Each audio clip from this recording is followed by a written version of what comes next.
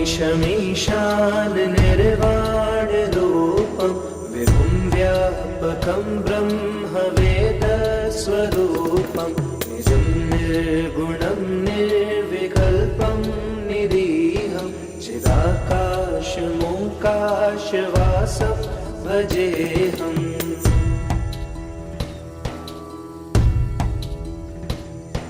निराकारमोङ्कारमूलं तुरीयं गिराज्ञानभूतीतमीशं गिरीशं करालं महाकालकालं कृपालं गुणागारसंसारपारं नतोऽहम्।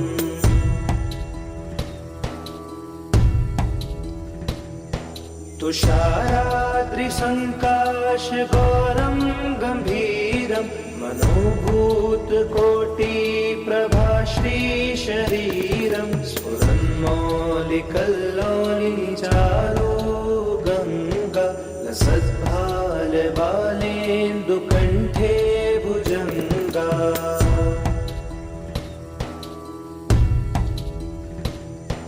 चलत्कुण्डलं सुनेत्रं विशालं प्रसन्नाननं नीलकण्ठं दयालं मृगाधीशचर्माम्बरं मुण्डमालं प्रियं शङ्करं सर्वनाथं भजामि।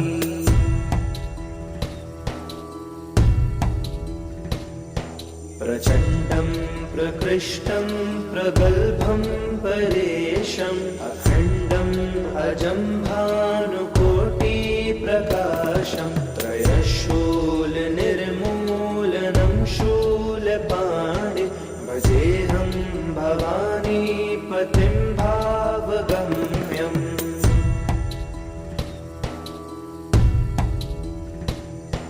करातीतकल्याणकल्पान्तकारी सदा सज्जनानन्ददाता पुरारि चिदानन्दसन्दोहमोहापहारि प्रसीद प्रसीद प्रभो मन्मथारी।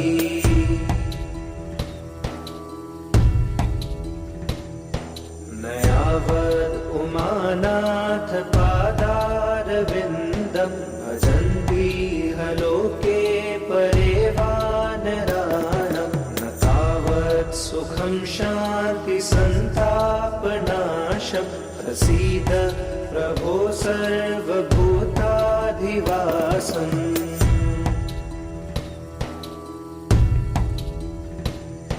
न जानामि योगं जपं नैव पूजां नतोऽहं सदा सर्वदा शम्भुतोऽभ्यं जराजन्म दुःखोऽव्यतातप्यमानं प्रभो पाहि आपन्नमामीश शम्भो।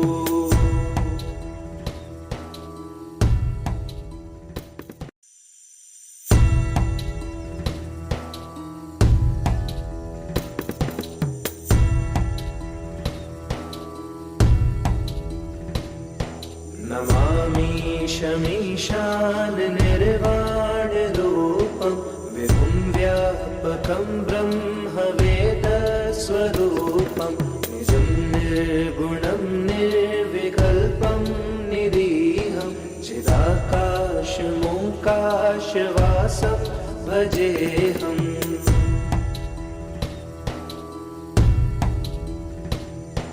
निराकारमोङ्कारमूलं तुरीयं गिराज्ञानभूतीतमीशं गिरीशं करालं महाकालकालं कृपालं गुणागारसंसारपारं नतोऽहम्।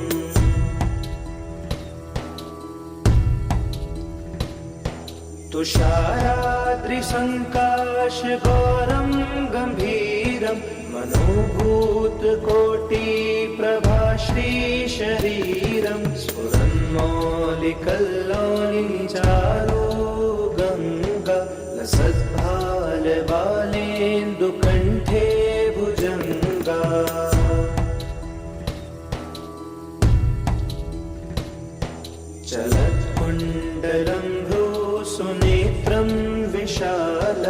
प्रसन्नाननं नीलकण्ठं दयालं मृगाधीशचर्माम्बरं मुण्डमालं प्रियं शङ्करं सर्वनाथं भजामि।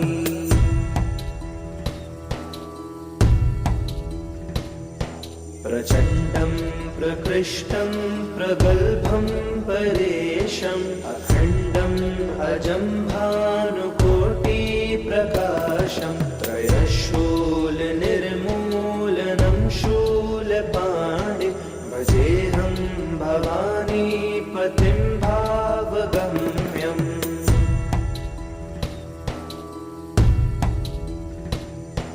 करातीत कल्याणकल्पान्तकारी सदा सज्जनानन्ददाता पुरारी चिदानन्द सन्दोहमोहापहारी प्रसीद प्रसीद प्रभो मन्मथारी।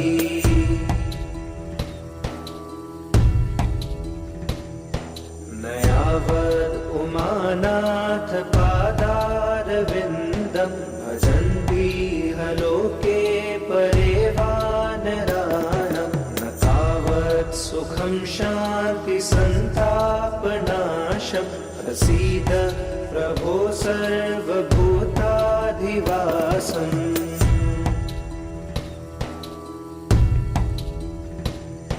न जानामि योगं जपं नैव पूजां न तोऽहं सदा सर्वदा शम्भुतोऽभ्यं जराजन्म दुःखोऽव्यतातप्यमानं प्रभो पाहि आपन्नमामीश शम्भो।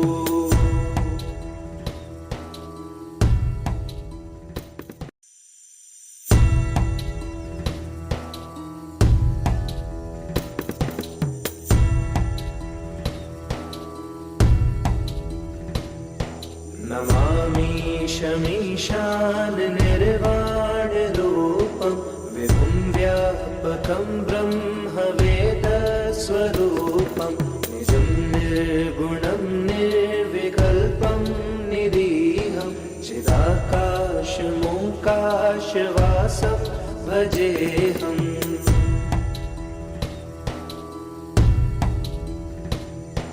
निराकारमोङ्कारमूलं तुरीयं गिराज्ञानगोतीतमीशं गिरीशं करालं महाकालकालं कृपालं गुणागारसंसारपारं नतोऽहम्।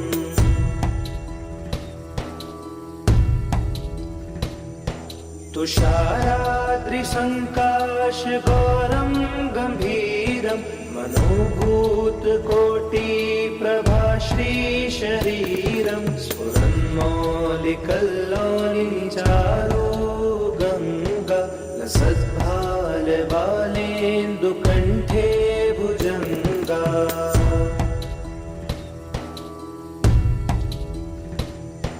चलत्कुण्डलं सुनेत्रं विशालं प्रसन्नाननं नीलकण्ठं दयालं मृगाधीशचर्माम्बरं मुण्डमालं प्रियं शङ्करं सर्वनाथं भजामि।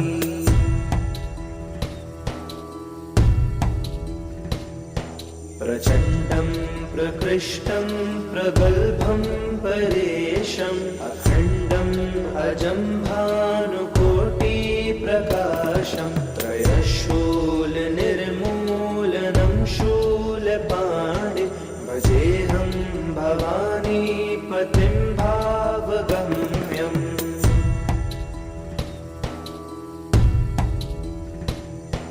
करातीत कल्याणकल्पान्तकारी सदा सज्जनानन्ददाता पुरारी चिदानन्द सन्दोहमोहापहारी प्रसीद प्रसीद प्रभो मन्मथारी।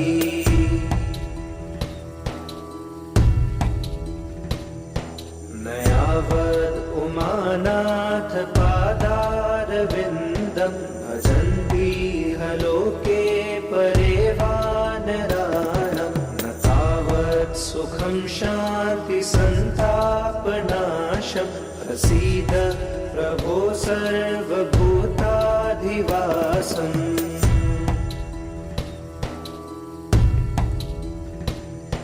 न जानामि योगं जपं नैव पूजां नतोऽहं सदा सर्वदा शम्भुतोऽभ्यं जराजन्म दुःखोऽव्यतातप्यमान प्रभो पाहि आपन्नमामीश शम्भो।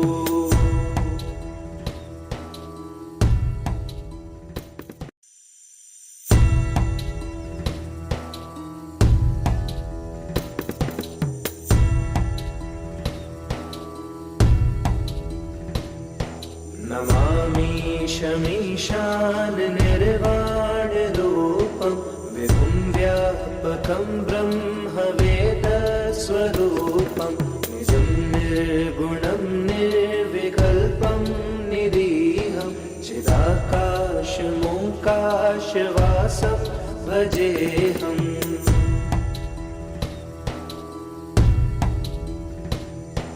निराकारमोङ्कारमूलं तुरीयं गिराज्ञानगोतीतमीशं गिरीशं करालं महाकालकालं कृपालं गुणागारसंसारपारं नतोऽहम्।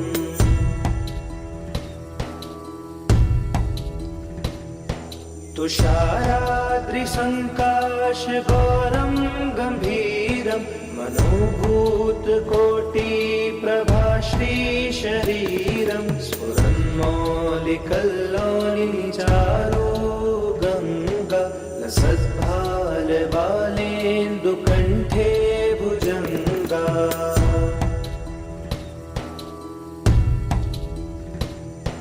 चलत्कुण्डलं सुनेत्रं विशालं प्रसन्नाननं नीलकण्ठं दयालं मृगाधीशचर्माम्बरं मुण्डमालं प्रियं शङ्करं सर्वनाथं भजामि।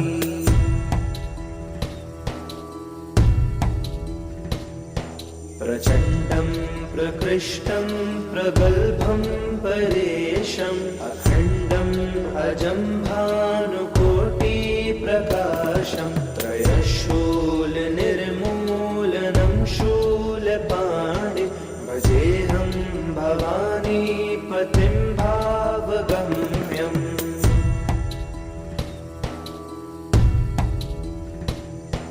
कलातीत कल्याणकल्पान्तकारी सदा सज्जनानन्ददाता पुरारी चिदानन्द सन्दोहमोहापहारी प्रसीद प्रसीद प्रभो मन्मथारी।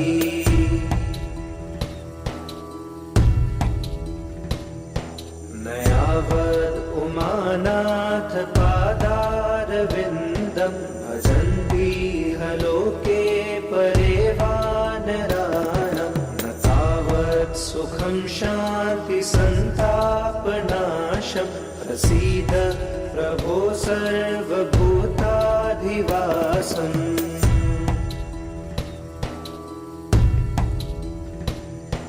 न जानामि योगं जपं नैव पूजां नतोऽहं सदा सर्वदा शम्भुतोऽभ्यं जराजन्म दुःखोऽव्यतातप्यमान प्रभो पाहि आपन्नमामीश शम्भो।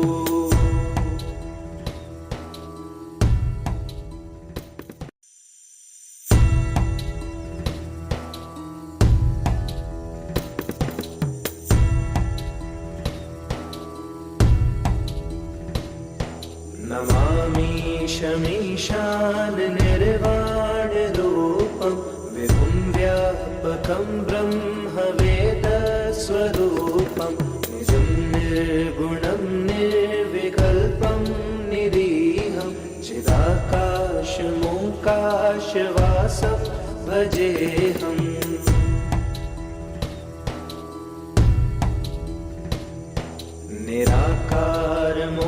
निराकारमोङ्कारमूलं तुरीयं गिराज्ञानगोतीतमीशं गिरीशं करालं महाकालकालं कृपालं गुणागारसंसारपारं नतोऽहम्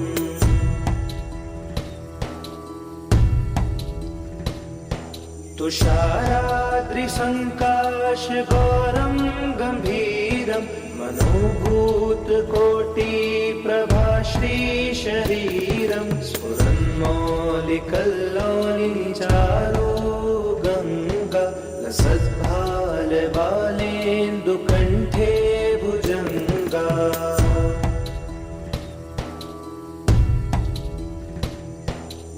चलत्कुण्डलं सुनेत्रं विशालं प्रसन्नाननं नीलकण्ठं दयालं मृगाधीशचर्माम्बरं मुण्डमालं प्रियं शङ्करं सर्वनाथं भजामि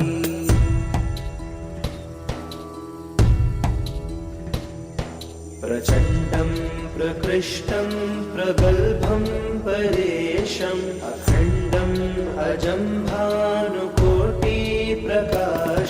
त्रयशूलनिर्मूलनं शूलपाणि भजेऽहं भवानीपतिं भावगम्यम्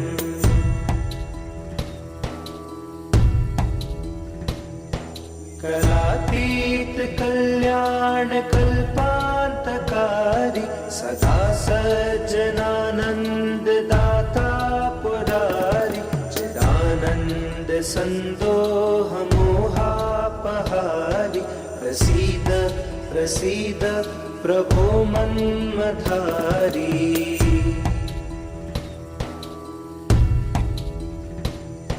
नयावद् उमानाथ पादारविन्दं भजन्तीह लोके परे वानराणां न तावत् सुखं शान्तिसन्तापनाशं प्रसीद प्रभो सर्वभूताधिवासम्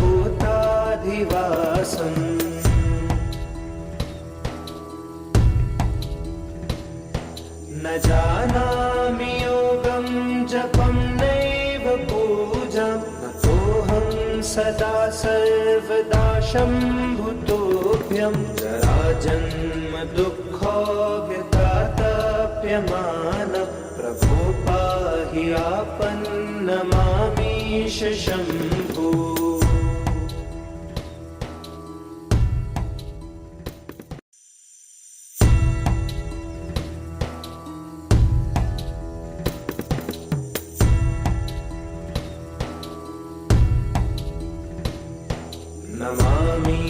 नमामीशमीशान निर्वाणरूपं विभुं व्यापकं ब्रह्मवेदस्वरूपं निजं निर्गुणं निर्विकल्पं निरीहं चिदाकाशमोकाशवासं भजेऽहम्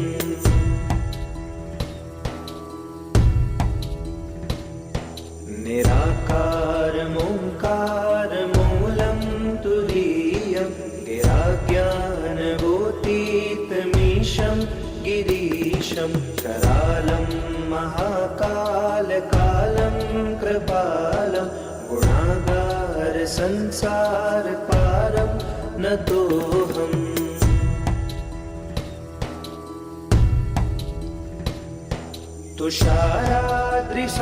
तुषाराद्रिसङ्काशगौरं गम्भीरं मनोभूतकोटिप्रभाश्रीशरीरं स्फुरन्मौलिकल्लौलिचारो गङ्गा लसद्भालबालेन्दुकण्ठे भुजङ्गा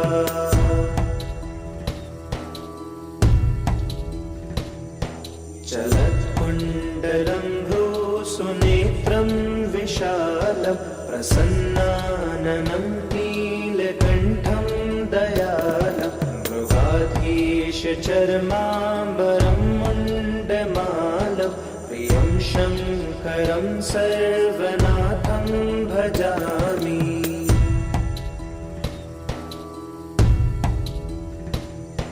प्रचण्डं प्रकृष्टं प्रगल्भं परेशम् अखण्डम् अजं भानुकोटिप्रकाशं त्रयशूलनिर्मूलनं शूलपाणिं भजेऽहं भवानीपतिं भावगम्यम्।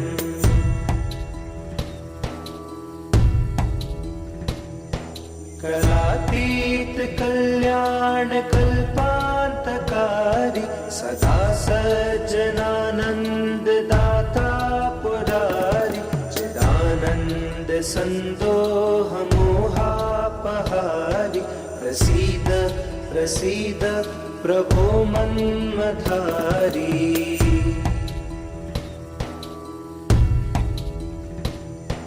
नयावद् उमानाथ पादारविन्दं भजन्तीह लोके परे वानराणां न तावत् सुखं शान्ति सन्तापनाशं प्रसीद प्रभो सर्वभूताधिवासम्।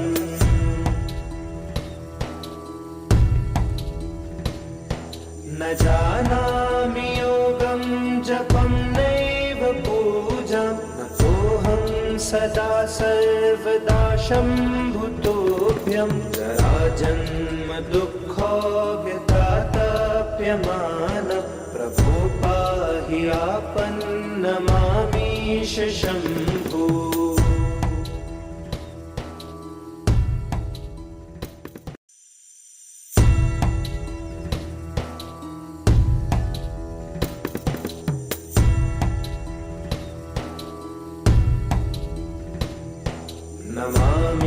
नमामीशमीशान निर्वाणरूपं विभुं व्यापकं ब्रह्मवेदस्वरूपं निजं निर्गुणं निर्विकल्पं निरीहं चिदाकाशमोकाशवासं भजेऽहम्।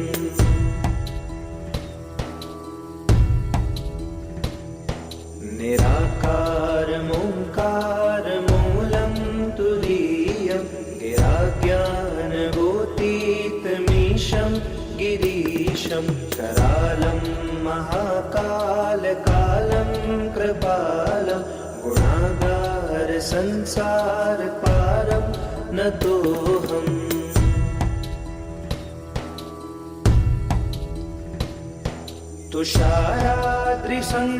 तुषाराद्रिसङ्काशगौरं गम्भीरं मनोभूतकोटिप्रभाश्रीशरीरं स्फुरन्मौलिकल्लोलिचारो गङ्गा लसद्भालबालेन्दुकण्ठे भुजङ्गा।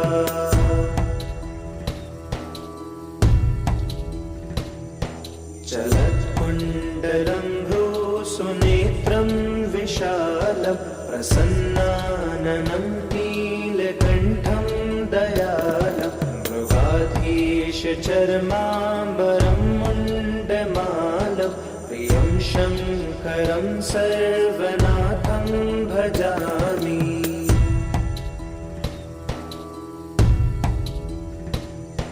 प्रचण्डं प्रकृष्टं प्रगल्भं परेशम् अखण्डम् अजं भानुकोटिप्रकाशं त्रयशूलनिर्मूलनं शूलपाणिं भजेऽहं भवानीपतिं भावगम्यम्।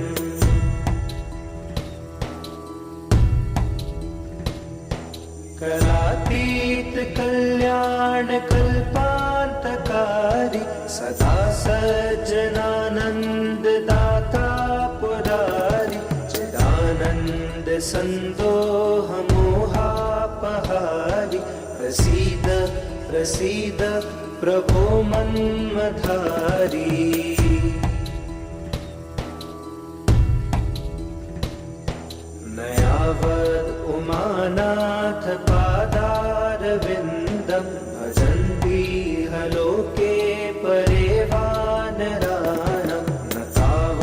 सुखं शान्ति सन्तापनाशं प्रसीद प्रभो सर्वभूताधिवासम्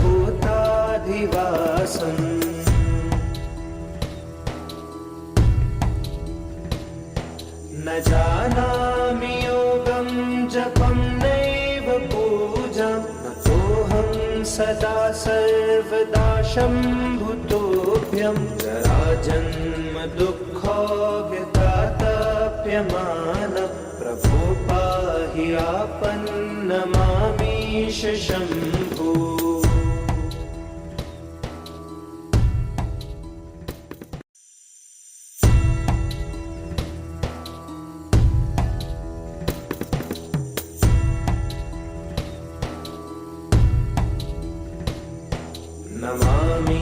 नमामीशमीशान निर्वाणरूपं विभुं व्यापकं ब्रह्मवेदस्वरूपं निजं निर्गुणं निर्विकल्पं निरीहं चिदाकाशमोकाशवासं भजेऽहम्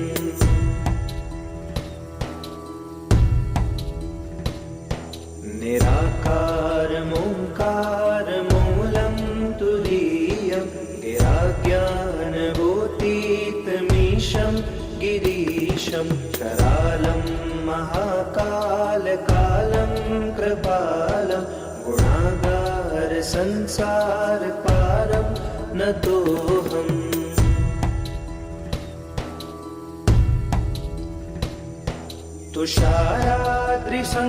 तुषाराद्रिसङ्काशगौरं गम्भीरं मनोभूतकोटिप्रभाश्रीशरीरं स्फुरन्मौलिकल्लोलिचारो गङ्गा लसद्भालबालेन्दुकण्ठे भुजङ्गा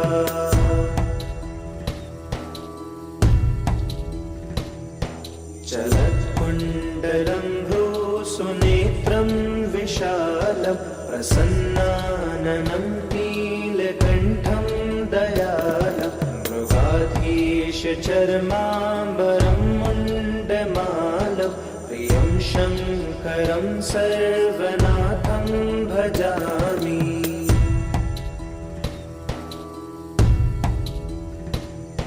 प्रचण्डं प्रकृष्टं प्रगल्भं परेशम् अखण्डम् अजं भानुकोटिप्रकाशं त्रयशूलनिर्मूलनं शूलपाणि भजेऽहं भवानीपतिं भावगम्यम्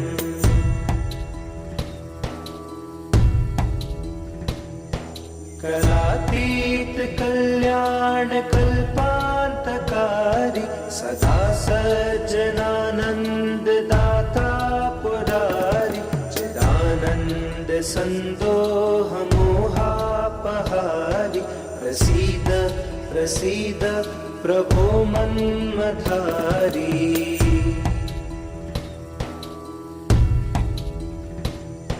न यावद् उमानाथ पादारविन्दं भजन्तीह लोके परे वानराणां न तावत् सुखं शान्ति सन्तापनाशं प्रसीद प्रभो सर्वभूताधिवासम्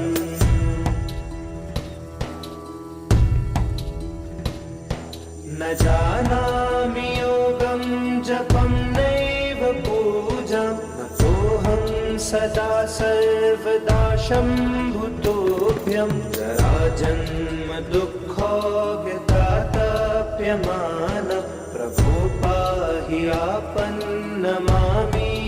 शम्भो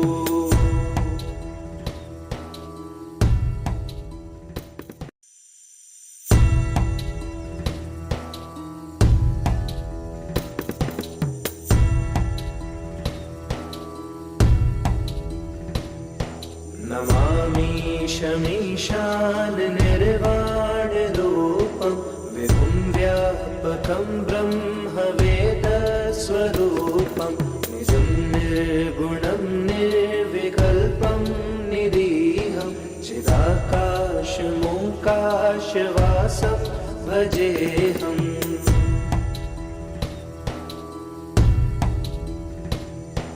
निराकारमोङ्कारमूलं तुरीयं गिराज्ञानगोतीतमीशं गिरीशं करालं महाकालकालं कृपालं गुणागार संसारपारं नतोऽहम्।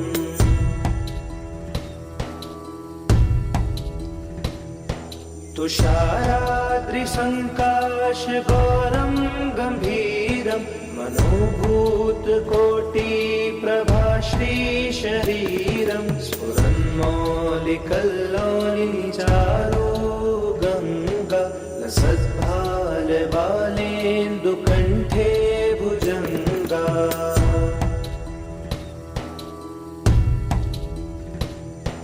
चलत्कुण्डलं सुनेत्रं विशालं प्रसन्नाननं नीलकण्ठं दयालं मृगाधीशचर्माम्बरं मुण्डमालं प्रियं शङ्करं सर्वनाथं भजामि।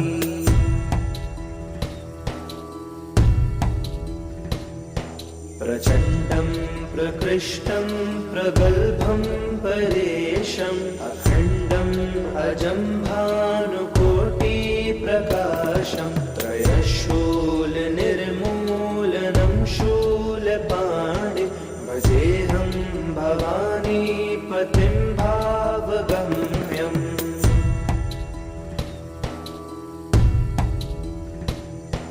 कलातीतकल्याणकल्पान्तकारी सदा सज्जनानन्ददाता पुरारि चिदानन्दसन्दोहमोहापहारि प्रसीद प्रसीद प्रभो मन्मथारी।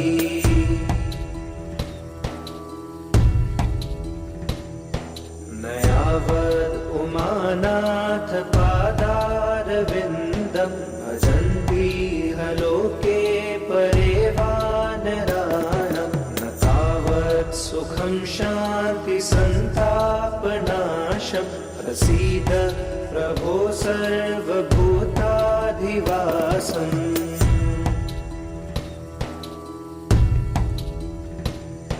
न जानामि योगं जपं नैव पूजां नतोऽहं सदा सर्वदा शम्भुतोऽभ्यं जराजन्म दुःखो व्यतातप्यमानं प्रभो पाहि आपन्नमामीश शम्भो।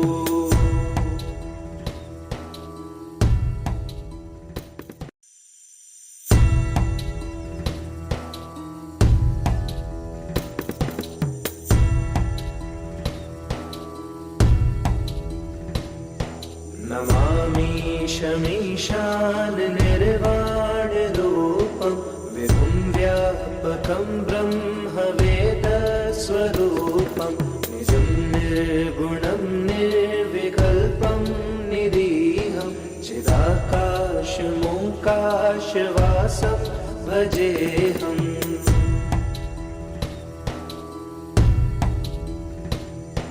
निराकारमोङ्कारमूलं तुरीयं गिराज्ञानगोतीतमीशं गिरीशं करालं महाकालकालं कृपालं गुणागार संसारपारं नतोऽहम्।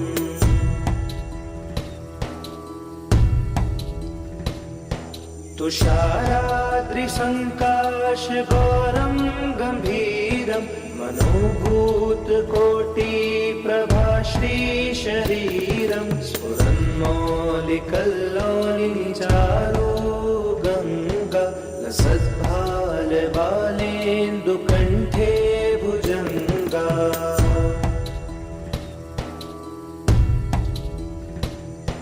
चलत्कुण्डलं सुनेत्रं विशालं प्रसन्नाननं नीलकण्ठं दयालं गङ्गाधीशचर्माम्बरं मुण्डमालं प्रियं शङ्करं सर्वनाथं भजामि।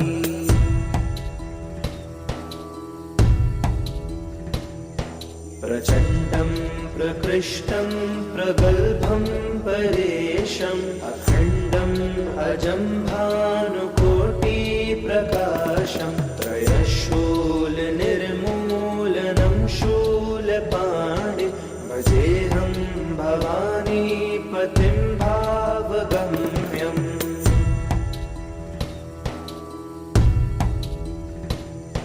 करातीत कल्याणकल्पान्तकारी सदा सज्जनानन्ददाता पुरारी चिदानन्द सन्दोहमोहापहारी प्रसीद प्रसीद प्रभो मन्मथारी।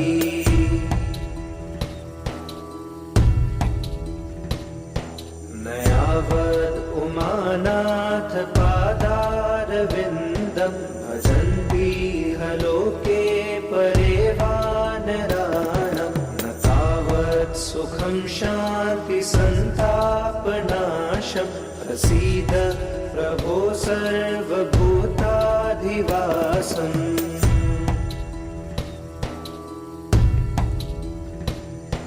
न जानामि योगं जपं नैव पूजां नतोऽहं सदा सर्वदा शम्भुतोऽभ्यं जराजन्म दुःखोऽव्यतातप्यमान प्रभो पाहि आपन्नमामीश शम्भो।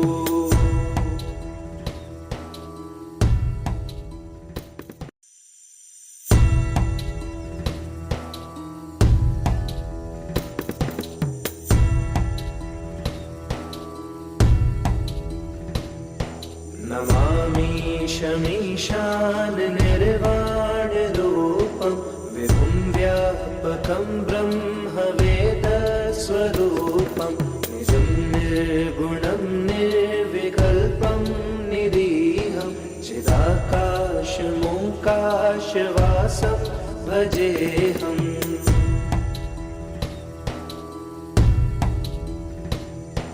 निराकारमोङ्कारमूलं तुरीयं गिराज्ञानगोतीतमीशं गिरीशं करालं महाकालकालं कृपालं गुणागारसंसारपारं नतोऽहम्।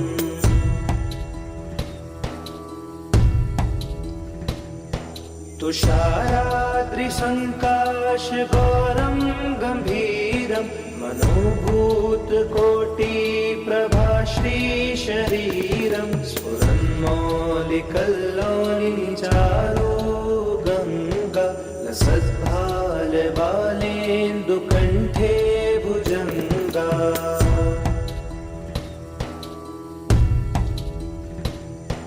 चलत्कुण्डलं सुनेत्रं विशालं प्रसन्नाननं नीलकण्ठं दयालं मृगाधीशचर्माम्बरं मुण्डमालं प्रियं शङ्करं सर्वनाथं भजामि।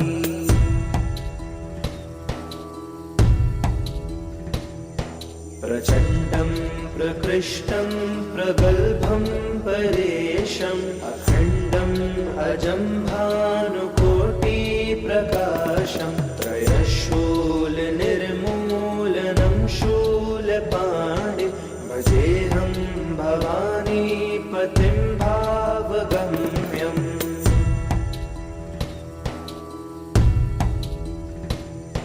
करातीत कल्याणकल्पान्तकारी सदा सज्जनानन्ददाता पुरारी चिदानन्द सन्दोहमोहापहारी प्रसीद प्रसीद प्रभो मन्मथारी।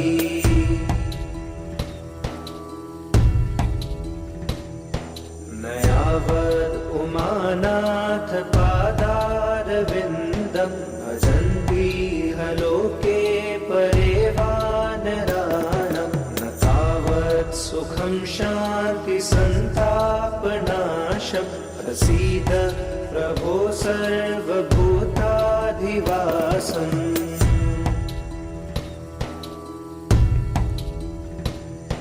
न जानामि योगं जपं नैव पूजां नतोऽहं सदा सर्वदा शम्भुतोऽभ्यं जराजन्म दुःखो व्यतातप्यमान प्रभो पाहि आपन्नमामीश शम्भो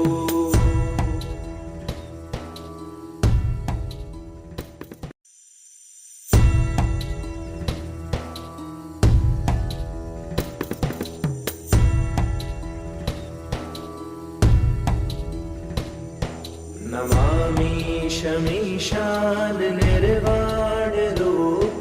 विभुं व्यापकं ब्रह्मवेदस्वरूपं निजं निर्गुणं निर्विकल्पं निरीहं चिदाकाशमोकाशवासं भजेऽहम्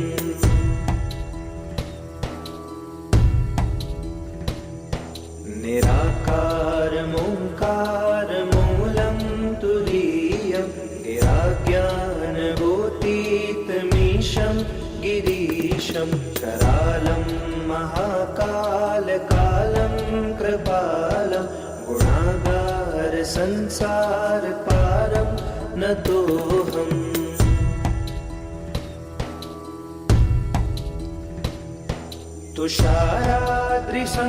तुषाराद्रिसङ्काशघोरं गम्भीरं मनोभूतकोटिप्रभाश्रीशरीरं स्फुरन्मौलिकल्लोलिचारो गङ्गा लसद्भालबालेन्दुकण्ठे भुजङ्गा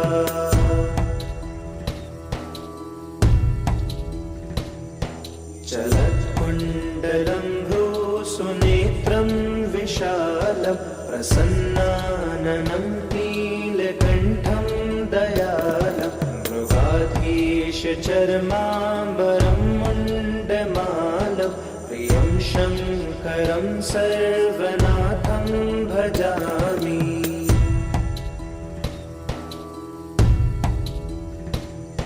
प्रचण्डं प्रकृष्टं प्रगल्भं परेशम् अखण्डम् अजं भानुकोटिप्रकाशं त्रयशूलनिर्मूलनं शूलपाणि भजेऽहं भवानीपतिं भावगम्यम्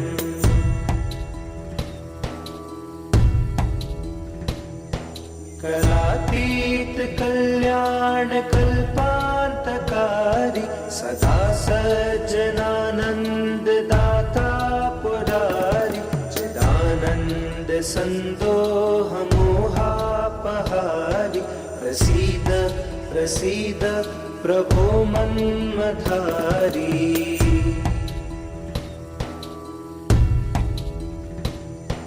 नयावद् उमानाथ पादारविन्दं भजन्ति लोके परे वानराणां न तावत् सुखं शान्ति सन्तापनाशं प्रसीद प्रभो सर्वभूताधिवासम्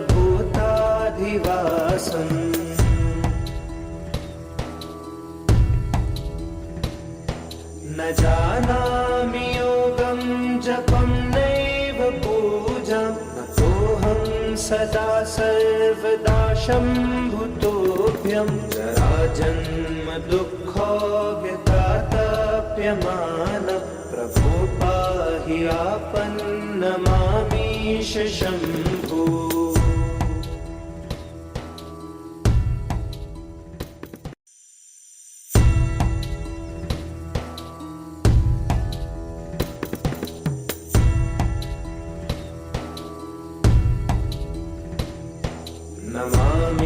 नमामीशमीशान निर्वाणरूपं विभुं व्यापकं ब्रह्मवेदस्वरूपं निजं निर्गुणं निर्विकल्पं निरीहं चिदाकाशमोकाशवासं भजेऽहम्।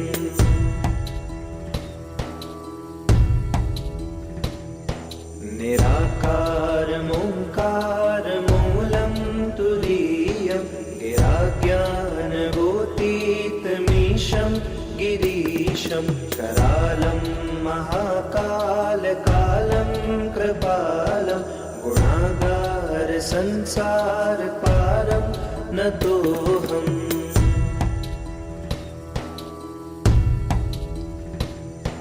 तुषाराद्रिसङ्काशगौरं गम्भीरं मनोभूतकोटिप्रभाश्रीशरीरं स्फुरन्मौलिकल्लोलिचारो गङ्गा लसद्भालबालेन्दुकण्ठे भुजङ्गा।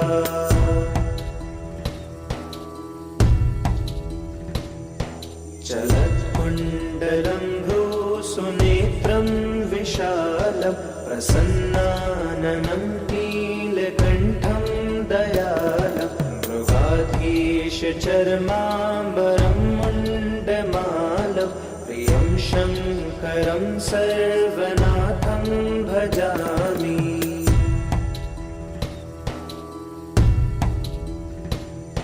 प्रचण्डं प्रकृष्टं प्रगल्भं परेशम् अखण्डम् अजं भानुकोटिप्रकाशं त्रयशूलनिर्मूलनं शूलपाणि भजेऽहं भवानीपतिं भावगम्यम्।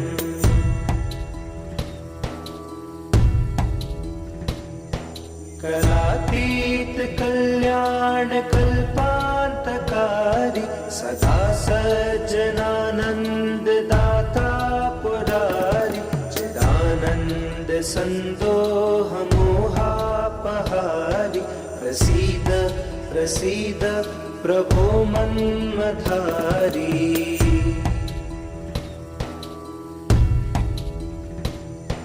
न यावद् उमानाथ पादारविन्दं भजन्तीह लोके परे वानराणां न तावत् सुखं शान्तिसन्तापनाशं प्रसीद प्रभो सर्वभूताधिवासम्।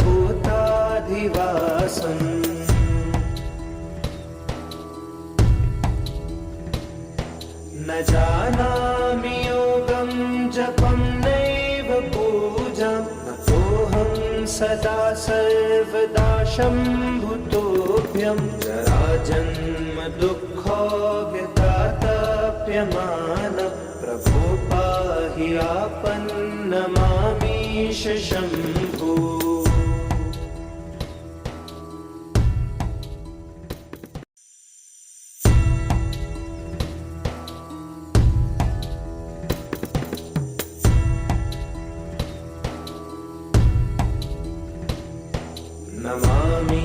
नमामीशमीशान निर्वाणरूपं विभुं व्यापकं ब्रह्मवेदस्वरूपं निजं निर्गुणं निर्विकल्पं निरीहं चिदाकाशमोकाशवासं भजेऽहम्।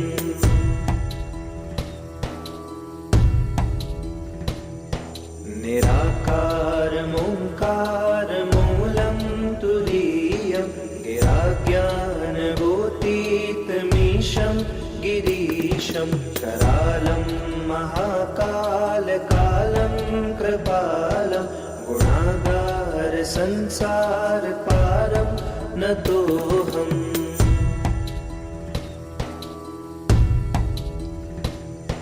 तुषाराद्रिसङ्काशगौरं गम्भीरं मनोभूतकोटिप्रभाश्रीशरीरं स्फुरन्मौलिकल्लोलिचारो गङ्गा लसद्भालबालेन्दुकण्ठे भुजङ्गा।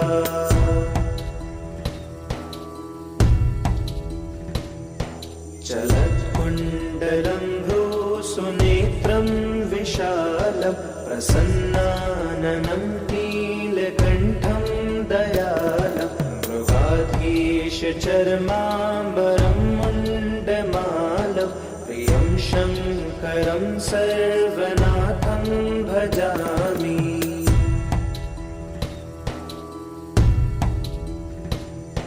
प्रचण्डं प्रकृष्टं प्रगल्भं परेशम् अखण्डम् अजं भानुकोटिप्रकाशं त्रयशूलनिर्मूलनं शूलपाणिं भजेऽहं भवानीपतिं भावगम्यम्।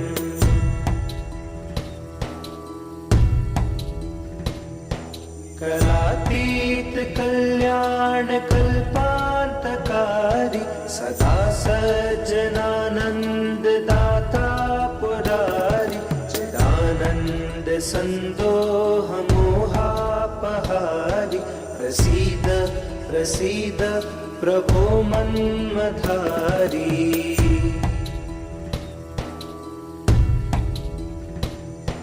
नयावद् उमानाथ पादारविन्दं भजन्ति लोके परे वानराणां न तावत् सुखं शान्ति सन्तापनाशं प्रसीद प्रभो सर्वभूताधिवासम्।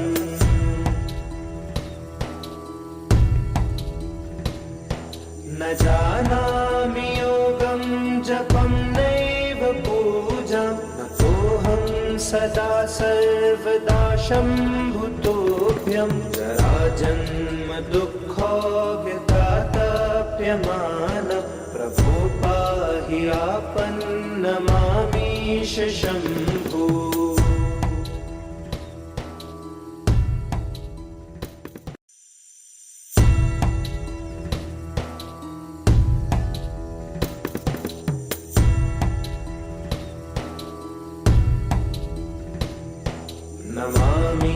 नमामीशमीशान निर्वाणरूपं विभुं व्यापकं ब्रह्मवेदस्वरूपं निजं निर्गुणं निर्विकल्पं निरीहं चिदाकाशमोकाशवासं भजेऽहम्।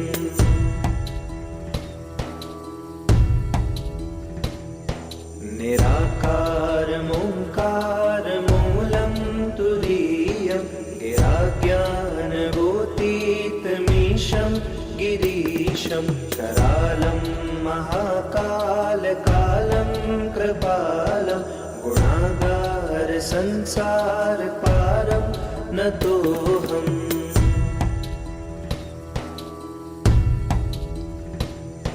तुषाराद्रिसङ्काशगौरं गम्भीरं मनोभूतकोटिप्रभाश्रीशरीरं स्फुरन्मौलिकल्लोलिचारो गङ्गा लसद्भालबालेन्दुकण्ठे भुजङ्गा।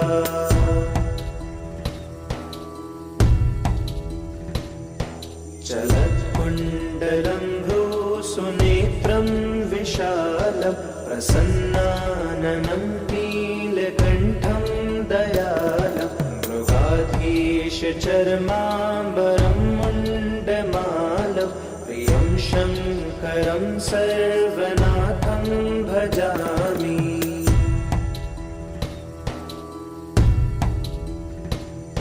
प्रचण्डं प्रकृष्टं प्रगल्भं परेशम् अखण्डम् अजं भानुकोटिप्रकाशं त्रयशूलनिर्मूलनं शूलपाणिं भजेऽहं भवानीपतिं भावगम्यम्।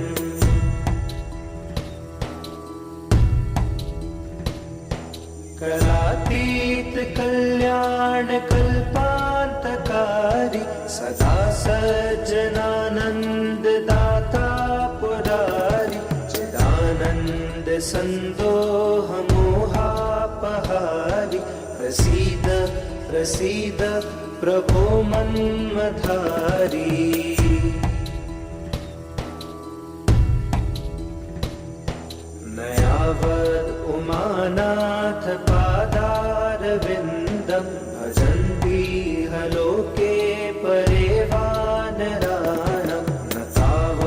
सुखं शान्ति सन्तापनाशं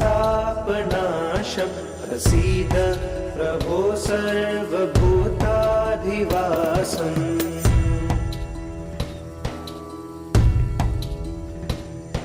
न जानामि योगं जपं नैव पूजां नतोऽहं सदा सर्वदा शम्भुतोऽभ्यं जराजन्म दुःखोऽव्यतातप्यमान प्रभो पाहि आपन्नमामीश शम्भो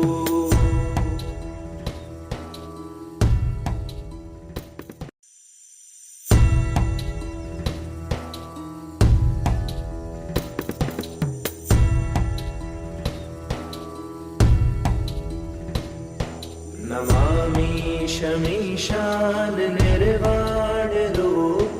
विभुं व्यापकं ब्रह्मवेदस्वरूपं निजं निर्गुणं निर्विकल्पं निरीहं चिदाकाशमोकाशवासं भजेऽहम्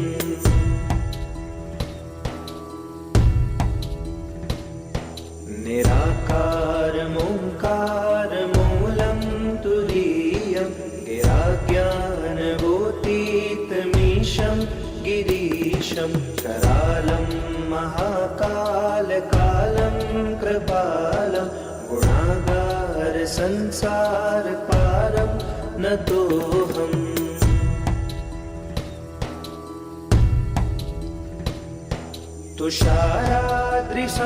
तुषाराद्रिसङ्काशगौरं गम्भीरं मनोभूतकोटिप्रभाश्रीशरीरं स्फुरन्मौलिकल्लोलिचारो गङ्गा लसद्भालबालेन्दुकण्ठे भुजङ्गा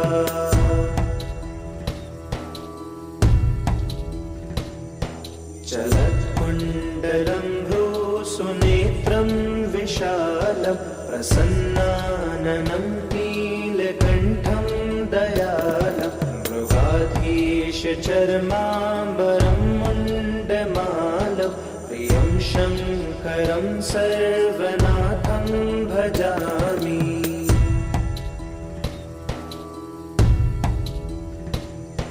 प्रचण्डं प्रकृष्टं प्रगल्भं परेशम् अखण्डम् अजं भानुकोटिप्रकाशं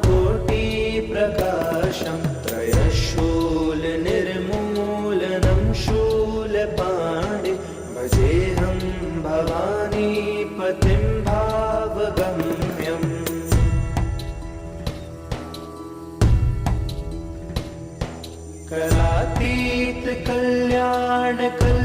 करातीतकल्याणकल्पान्तकारी सदा सज्जनानन्ददाता पुरारि चिदानन्दसन्दोहमोहापहारि प्रसीद प्रसीद प्रभो मन्मथारी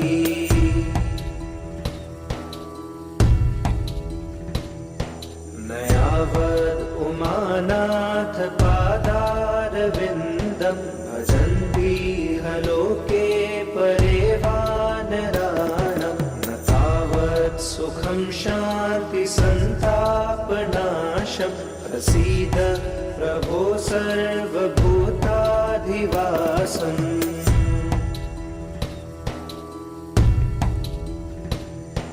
न जानामि योगं जपं नैव पूजां नतोऽहं सदा सर्वदा शम्भुतोऽभ्यं जराजन्म दुःखोऽव्यतातप्यमान प्रभो पाहि आपन्नमामीश शम्भो